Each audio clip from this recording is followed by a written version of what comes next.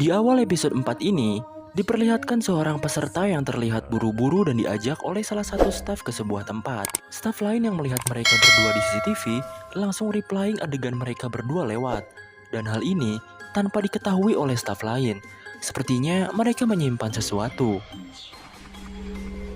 Para pemain yang menyelesaikan permainan kedua tadi mulai turun kembali. Bang Jabrik berterima kasih kepada Ryung karena telah membantunya di permainan kedua tadi. Si kakek juga berterima kasih kepada Gi-hun karena Gi-hun menciptakan suatu cara dari permainan kedua tadi. Karena Gi-hun, kakek ini masih bisa bertahan hidup. Sangwoo dan Ali akhirnya bisa bertemu dengan Gi-hun dan si kakek lagi. Mereka bersyukur karena masih bisa selamat dari game kedua tadi. Sangwoo juga meminta maaf karena seharusnya ia telah memerintahkan mereka untuk memilih gambar yang berbeda. Gi-hun mewajari hal itu karena Sangwoo juga tidak tahu isi dari game kedua tadi. Pengumuman dari game kedua pun dimulai. Dari 187 pemain, sebanyak 79 orang tereliminasi. Lalu turunlah tambahan uang dari setiap tereliminasinya para pemain ke dalam bola yang sudah terisi banyak uang di atas sana.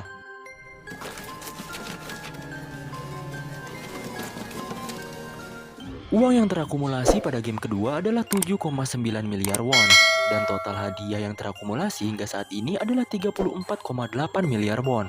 Dan film pun dimulai.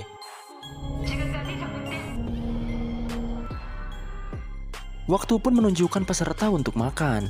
Para staf di sana membawakan makanan mereka. Para pemain berbaris. Bang Jabrik protes karena makanan yang diberikan hanya sebuah telur dan satu botol soda. Karena merasa tak cukup, ia pun komplain. Tapi para staf tak menjawab apa yang ia katakan. Ryung yang mulai bergabung dengan tim Bang Jabrik membisikkan sesuatu kepadanya. Dan ternyata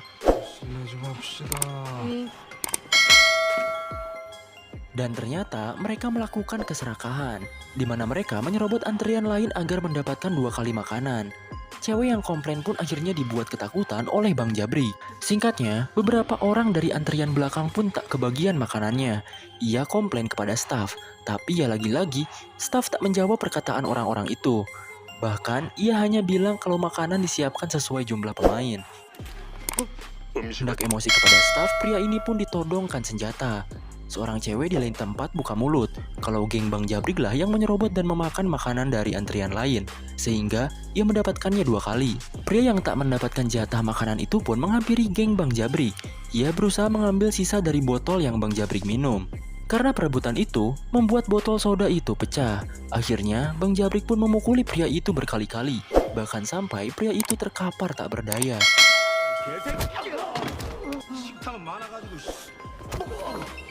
Orang-orang di sana hanya bisa melihat pria itu dipukuli termasuk Saebyok yang sudah tahu sifat licik si Jabrik ketua gangster ini. Dan para staf pun hanya diam. Sangwoo yang ngecek keadaan pria itu bilang kepada Gi-hun bahwa pria itu telah tewas. Gi-hun berusaha memastikan sendiri dan benar saja pria itu tewas dipukuli si Jabrik. Gi-hun akhirnya bilang dengan emosi kepada para staf kalau pria itu telah mati.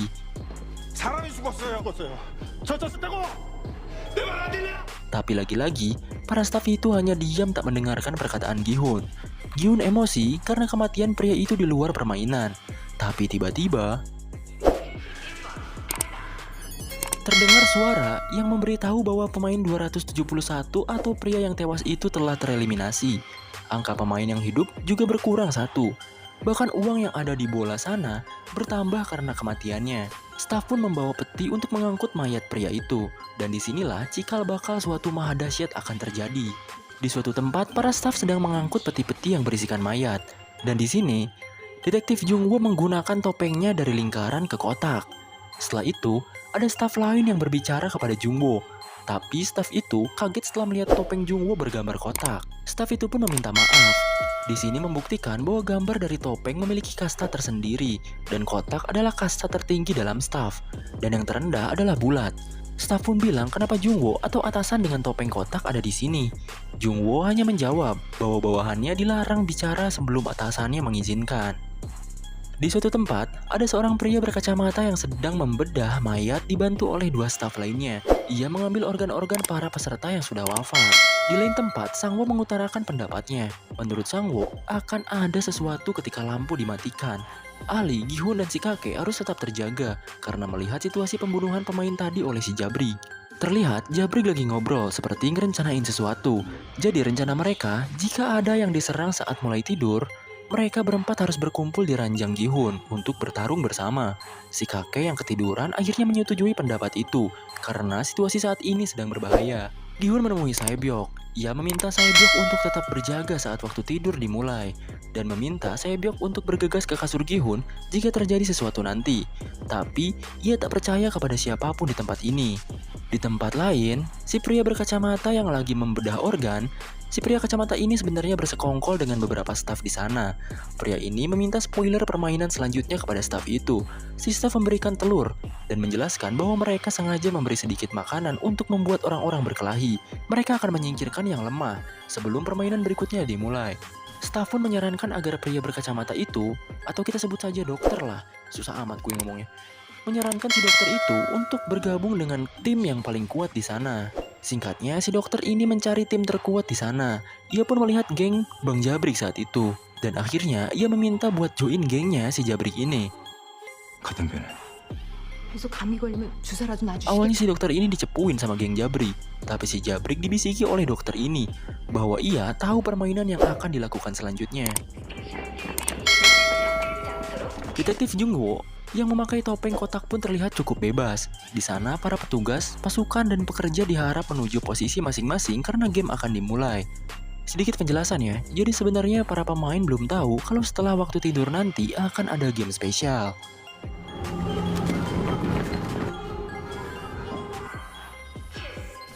Hitungan mundur dari 30 detik pun dimulai, di mana setelah hitungan selesai, maka para peserta harus beristirahat.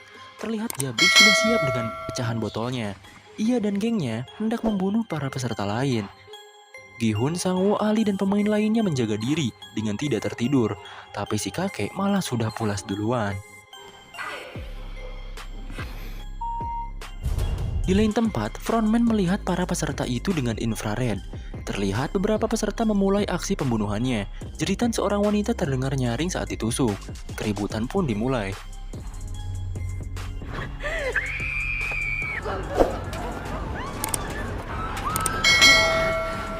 Frontman memerintahkan permainan spesial ini untuk dimulai. Lampu juga mulai berkedip-kedip. Beberapa kasur mulai berjatuhan. Hal ini membuat kericuhan massal. Teriakan di mana-mana dan cukup banyak orang terbunuh. Tim Gi-hun yang sudah memprediksi hal ini berusaha berkumpul kembali.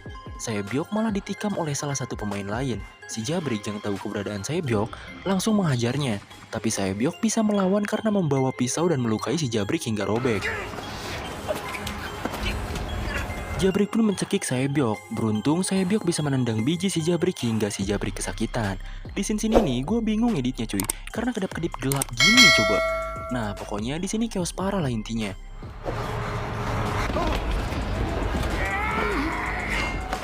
Gi-hun yang hampir dibunuh pemain lain dan digebuki besi oleh pemain itu dibantu Sang-woo. Sang-woo mengambil besinya dan memukuli pemain tersebut.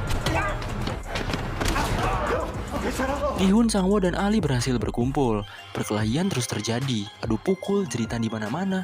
Dan tapi ternyata si kakek malah hilang dari kasurnya cuy, dan membuat mereka bertiga panik.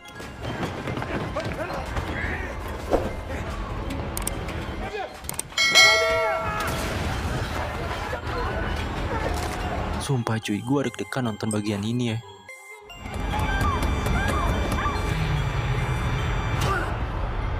Jungwoo yang menjadi pemimpin di sana mendengarkan chaosnya di luar sana.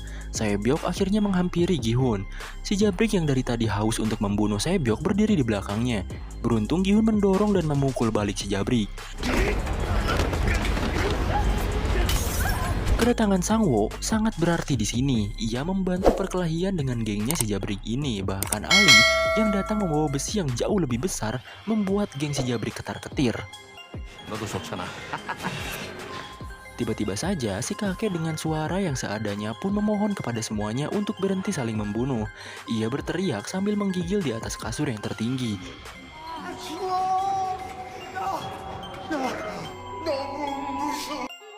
Frontman yang melihat si kakek itu teriak-teriak akhirnya menyelesaikan permainannya, di mana para staf mulai memasuki kawasan peserta dan menghentikan kiamat gila ini.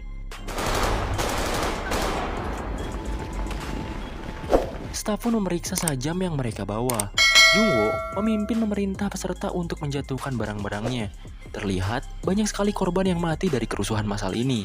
Jungwo diam-diam berbicara kepada Gi-hun. Ia bertanya apakah ada pemain bernama Hwang In-ho di sana. Gi-hun menjawab bahwa pemain tak saling mengenal satu sama lain. Dengan sangat-sangat bingung, Gi-hun pun memikirkan apa yang ditanyakan oleh staf itu. Dan kenapa ia berbicara dengan peserta, padahal staf kan pada cuek-cuek semua gitu. Singkatnya, tim Gi-hun pun berkumpul. Gi-hun menyarankan untuk saling berkenalan satu sama lain. Di sini kita tahu kepanjangan Ali adalah Ali Abdul. Ia dari Pakistan cuy katanya. Letak posisinya ada di atas India. Saat Gi-hun menanyakan nama si kakek yang terlihat masih ketakutan, ia tak menjawab pertanyaan Gi-hun karena lupa akan namanya. Gi-hun pun mewajari hal itu karena saat sedang trauma dan panik, ia juga sering lupa alamat rumahnya. Di tempat lain, Jabrik yang entah paha atau perutnya yang sobek sedang dijahit oleh si dokter. Ryung menyindir dokter itu bahwa ia bisa kesini karena kebangkrutannya. Dari permainan tadi ada 27 orang yang tewas, sehingga sisa pemain hanya 80 orang saja. Setelah itu, Ryung malah ngegodain si Jabrik. Ia ngajak Wik-Wik di kamar mandi nanti. Dan benar saja kelakuan itu pun dilakukan. Intinya di sini si Jabrik berjanji sama Ryung kalau mereka bakal menangin semua gamenya bersama dan pulang dari sini bersama-sama juga cuy. Ketika waktu istirahat tiba, Jungwoo mulai mengetik beberapa materi penting yang ia alami. Ia juga mengirimkan kode Morse. Singkat cerita, para pemain mulai bangun dari tidurnya. Gi-hun merasa khawatir kepada si kakek karena ia sama sekali tak tidur. Kakek itu meminta maaf karena ia tak bisa membantu banyak. Maka dari itu, sebagai gantinya ia berjaga untuk mereka agar tidurnya aman. Instruksi pun mulai terdengar bahwa permainan ketiga akan dimulai. Jadi permainan tadi adalah permainan spesial ya cuy. Staf pun mulai bersiap dan keluar dari kamarnya. Saat ini Jungwoo menggunakan topeng gambar lingkaran. Para pemain pun dikumpulkan di suatu tempat. Permainan kali ini harus membentuk tim, di mana setiap tim 10 orang. Bang Jabrik menyuruh rekannya untuk mengumpulkan orang-orang yang kuat. Di sisi lain, Gi-hun dan Sang-woo berdiskusi. Menurutnya, jika permainan bergu, kemungkinan permainannya kepala ekor naga atau ular naga. Sang-woo berkata dikarenakan ada pria tua dan seorang wanita di timnya, tim kita memerlukan lebih banyak pria lagi. Selain itu, pria akan lebih diunggulkan dari semua permainan tradisional. Akhirnya mereka diperintah untuk mencari satu orang masing-masing, karena kurang 5 orang. Sang-woo juga bilang sama Ali untuk menutupi lengannya yang memiliki kekurangan agar tidak terlihat lemah di saat mencari anggota lain.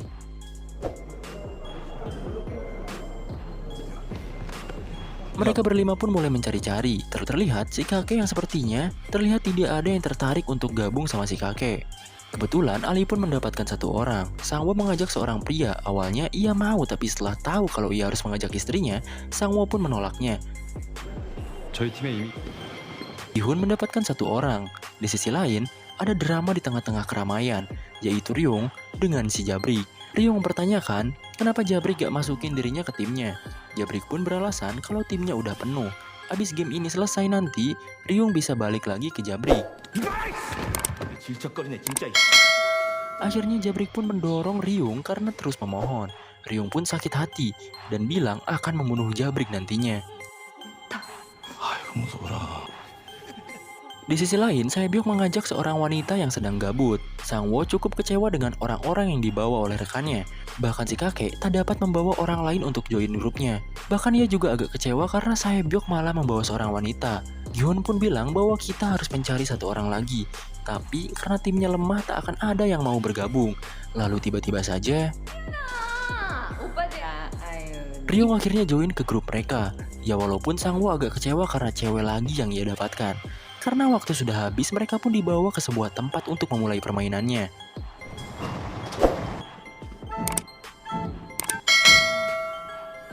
Staf pun menjelaskan permainannya, gamenya yaitu tarik tambang, di mana peserta yang kalah terpaksa akan jatuh ke bawah lantai paling dasar. Tim Jabrik cukup senang karena timnya kuat-kuat, sedangkan tim Sang-woo hanyalah kerupuk seblak semua. Staf pun mengundi setiap tim, alhasil tim Jabrik melawan tim 7. Terlihat Jabrik cuma senyum-senyum karena merasa lawannya itu mudah. Mereka pun bersiap untuk memulai tarik tambangnya. Lengan mereka diikat kepada tali itu sehingga tidak bisa melepasnya. Setelah siap, tembakan pun diluncurkan dan permainan pun dimulai.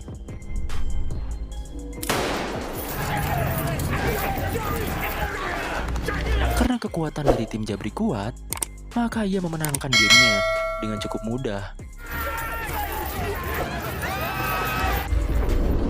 Tim 7 ini kewalahan melawan Jabrik, dan mereka terseret dan bergelantung dengan talinya. Lalu tali pun terpotong dan mereka terjatuh. Para staf pun memberesi mereka yang tereliminasi. Dan menurut gua, game kali ini sungguh sangat gila cuy. Kemungkinan jatuh dari ketinggian itu tergantung dari tingginya berapa. Jadi ada kemungkinan para pemain sekarat, tidak langsung mati. Dan ini sangat menyiksa. Staf itu pun memberikan kode dari darahnya dengan simbol plus. Permainan kedua pun diundi kembali. Dan akhirnya tim Sangwo melawan tim 5. Tim 5 cukup lebih baik daripada tim Sangwo karena isinya batang semua ya. Persentase kemenangan tim 5 cukup baik ketimbang tim Sangwo. Mereka pun berjalan menuju lift untuk ke menara. Di sana mereka seperti sudah pasrah dengan keadaan, tapi si kakek berusaha menyemangati timnya ini. Katanya, tarik tambang itu bukan hanya kekuatan, tapi juga kecerdasan dan strategi. Awalnya rekannya yang lain meremehkan perkataan si kakek, tapi daripada pasrah dengan keadaan, lebih baik mendengarkan saran dari si kakek ini. Oke cuy, di sini gue bakal jelasin strategi si kakek yang mungkin bisa kalian pakai juga kalau kalian 17 Agustusan. Si kakek menceritakan bahwa ia selalu menang dalam pertandingan tarik tambang saat muda. Bahkan pernah lawan atlet katanya. Strategi si kakek pun digunakan. Pertama, orang yang berada paling depan adalah yang paling penting karena ia dekat dengan tim lawan. Jika dia lemah dan mudah putus asa, maka berakhirlah permainan ini. Kedua, orang paling belakang harus bertubuh kuat dan besar seperti jangkar kapal. Dan selanjutnya adalah penempatan dari anggota tim. Tempatkan di sebelah kanan dan kiri tali secara selang-seling. Posisikan kedua kaki sejajar dan menghadap depan. Lalu letakkan tali di antara ketiak. Dan terakhir, ini yang paling penting dan sangat penting. Untuk 10 detik pertama setelah permainan dimulai, kalian harus bertahan di tempat dan harus berbaring. Dorong perut bagian bawah ke langit dan dorong kepala kalian ke belakang. Dengan cara ini, kalian gak akan keseret sama tim lawan.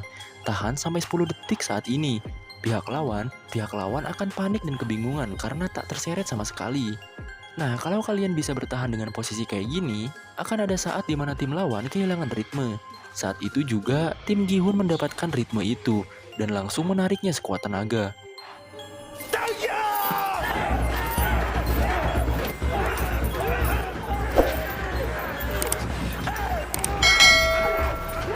Mereka berhasil membuat lawan kepanikan dan hampir menyentuh garis akhir. Tapi lawan itu juga cukup kuat. Mereka menarik kembali tali itu dan malah membuat mereka kehilangan keseimbangan. 둘, 셋,